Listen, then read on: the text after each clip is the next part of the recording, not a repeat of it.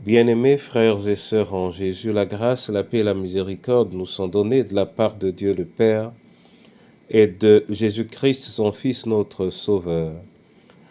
Amen. Pour notre méditation de ce jour, nous allons lire dans le livre de Jérémie au chapitre 17, le verset 5. Avant la lecture, nous chantons « Je m'approche de toi », c'est le numéro 179 sur les ailes de la foi.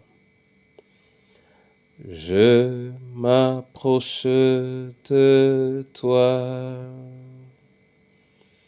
je m'approche de toi, source de vie, source de vie, mon Sauveur bénis-moi. Fais silence en mon cœur, fais silence en mon cœur. Viens et me parle, viens et me parle, ô mon divin Sauveur. Rends-moi conforme à toi, rends-moi conforme à toi. Divin modèle, mets ton image en moi. Je te bénis et je te dis merci, Seigneur, pour ce jour et pour la parole que tu nous donnes. Affermis-nous par elle en Jésus-Christ notre Sauveur. Amen. Jérémie 17, verset 5. Là, il est écrit « Ainsi dit le Seigneur, maudit soit l'homme qui se confie en l'homme et qui de la chair fait son bras, et dont le cœur s'éloigne du Seigneur. » Amen. L'Éternel, la parole de Dieu nous parle ici de l'homme qui se confie en l'homme. Et il décrit comment il se comporte. Son bras fort, c'est le bras de l'homme, et son cœur s'éloigne de l'Éternel. À propos de cet homme, le Seigneur dit tout simplement « maudit ». Ce n'est pas une malédiction qu'il a voulu donner à cet homme, mais cette malédiction est une conséquence naturelle, j'allais dire, et normale pour l'homme qui se confie en l'homme, pour l'homme dont la force est sur l'homme, et pour l'homme, évidemment, dont le cœur s'éloigne du Seigneur. Il ne faut pas se confier en l'homme.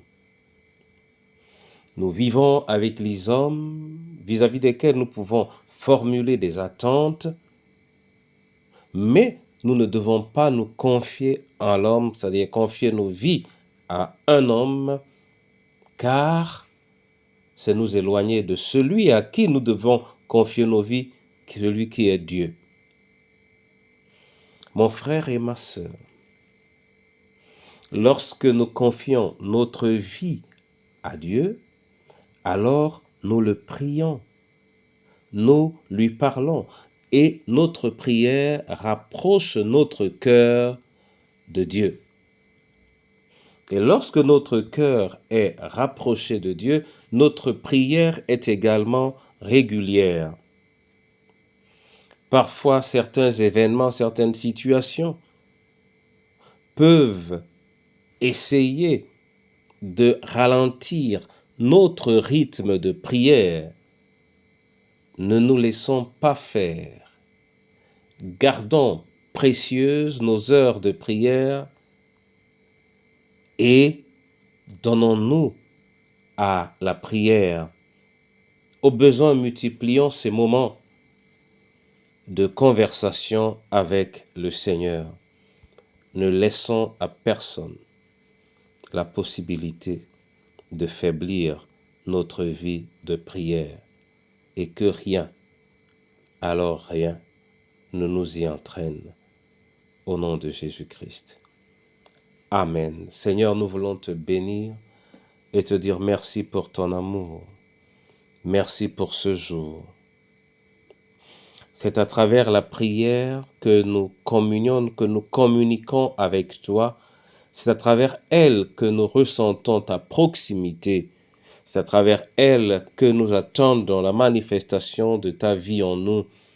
Seigneur, sous-tends cette vie de prière au nom de Jésus-Christ. Je veux te prier pour le malade, pour le prisonnier, pour l'écraser, pour le dominer. Je veux te prier pour l'affamé. Je veux te prier pour les scellés. Je te prie pour chacune de nos familles. Et je veux te prier pour ton Église. Je veux te prier pour la veuve et l'orphelin. Toi qui as dit que tu es le Dieu des veuves et des orphelins, je te prie également pour le veuf. Ne laisse en personne, Seigneur, une vie de prière affaiblie. Qu'à travers ta parole et ce jour, Seigneur, la vie de prière de chacun soit ravivée, qu'à travers ta parole, la vie de prière de chacun soit rafraîchie. Au nom du Père, du Fils et du Saint-Esprit. Amen.